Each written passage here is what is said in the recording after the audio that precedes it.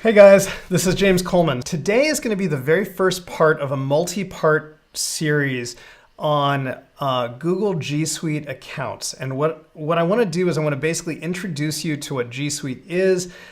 This particular video, which is going to be a very brief video on how to log in, is designed for you if you've just been handed your Google G Suite account, your login and your password. And basically you want to know just how to get access to it, period. So let's get started right away. If you have a G Suite account now, or you're being handed a G Suite account by somebody, that means that you are being given access to a professional Google account. And a professional Google account is different than a personal Gmail account in that a personal Gmail account is a free account that gives you access to email and some services, but also it comes with certain downsides like advertising and things like that. Banner ads will pop up at you and all sorts of other things. A professional Gmail account is really different in that it's more secure. Instead of using an at gmail.com name, it's actually going to be at your organization dot whatever your domain name is. And the account's going to come with increased security, and it's also going to come with way more applications that do much more for you. From an entire Office suite that could basically replace all the functionality of Microsoft Office to a full-fledged server in case you want to be able to file share between you and your team, whether that team is your work team or your family team or whatever team it is that you're going to be doing. And Google gives you all of this built into a single account that's tied to your new email address. So basically the first things you need to get started with what I'm going to show you today is your new Google G Suite account, which is your email account. The first thing I'm going to do is I'm going to bring you onto my screen right here, and I'm going to show you by starting with Google Chrome. So if you don't have Chrome on your computer, just go to google.com and Google search, download Google Chrome, and then pull it up and install it. Once you got Google up, I want to show you the difference between logging on versus signing in. If you want to sign in for the first time, just in any browser, it doesn't matter if it's yours, somebody else's, it could be a computer that you borrowed or whatever, go to gmail.com and take your email account. That will be your login. Go ahead and click sign in and sign on. I've got a new account that I've created for myself for this purpose. And use your initial email password that's been provided to you. And by the way, as a quick aside, you might be prompted to change your password as an option. If you are prompted, pick a password that's 8 characters or more, make it strong and notate it down somewhere for yourself.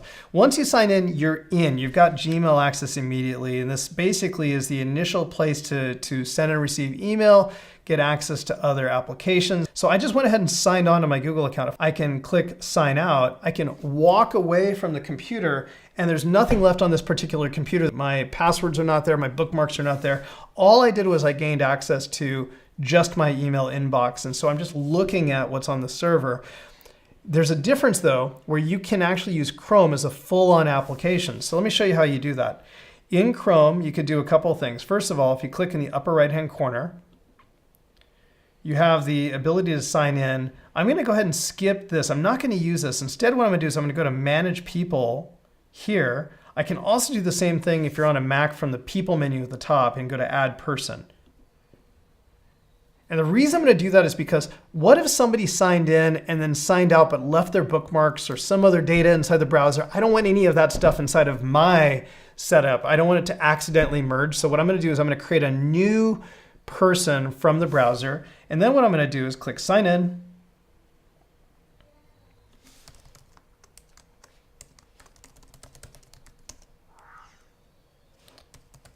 Same information you use to log in your Gmail account. And then it's going to prompt you with this thing that says, do you want to link your data? And the answer is yes. Now, in just a few seconds, something kind of cool is going to happen. It's going to pop up and say you've turned on sync and you've signed in. You go and hit OK with that. The first thing that you're going to notice is that if you already have bookmarks from having signed in somewhere else, they're going to sort of auto-magically appear. In this case, you can see here I've got a few bookmarks saved in the top of my browser. The other thing that will start happening is if you've installed Chrome extensions, and Chrome extensions are basically little mini applications that do kind of cool functionality. One that's going to pop up in a second here is called Rikaikun, which basically allows me, if I turn it on, there it is, if I turn it on like this, and Rikaikun is an application that once you turn it on, it basically does immediate language translation. That's an example of an application. And so what happens when you sign into the browser, all those applications follow you. Your bookmarks follow you, your applications follow you, your passwords will follow you, your history of where you've been to will follow you. Now, that's really, really cool, because then what that means is if you're on the same computer or if you move from one computer to another, you don't have to move your preferences. Your preferences are actually in the cloud, in the server. And so all you're doing is you're just simply moving over. The downside is if you don't sign out properly and remove your data, then you leave copies, and you don't necessarily want to do that. So in this case, I'm going to not just sign out like you see me doing here, but if I'm going to leave this computer and I'm not coming back to it, and I don't want to leave my bookmarks, I don't want to leave my history and so forth on the computer, then what you do is you can actually go to, again, people, and you can go to manage people. You could do the same thing up here. If you do edit, it takes a few extra steps, but if you go to manage people, when you get your list of users and icons, you just simply highlight over the one that you want to remove, and you click on the little three buttons, and you can remove this person. And you can go ahead and click remove this person. It'll give you a big prompt that says, are you sure you want to do that? Because you're going to remove everything, history, bookmarks, everything. You're not deleting it from the cloud. You're just deleting it from this computer only. So you're not going to lose anything. So click remove this person. And now you're back at your default menu of other people.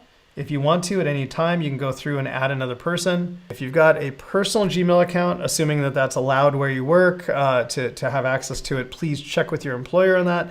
But if you've got a personal Gmail account and a work Gmail account, and you want to keep the bookmarks separate, and you want to keep the contacts separate, and you want to keep the history separate, then you can actually sign into a browser twice. You can have your personal on one and your work on another. As you can see, I've got the same thing here. And so that way you can go back and forth between the different accounts without actually merging the data and kind of commingling it, which a lot of people don't want and is definitely a no-no in most organizations. So hopefully that helps. That's your basic intro 101 to how to actually access your account. On the next video, I'm going to show you how to access Google Drive, because if you've been provided an account, you probably have access to drives that you don't know about yet. And I'm going to show you how to do that on the next video, which will be coming right up tomorrow. So come on in. If you guys like this, please subscribe below.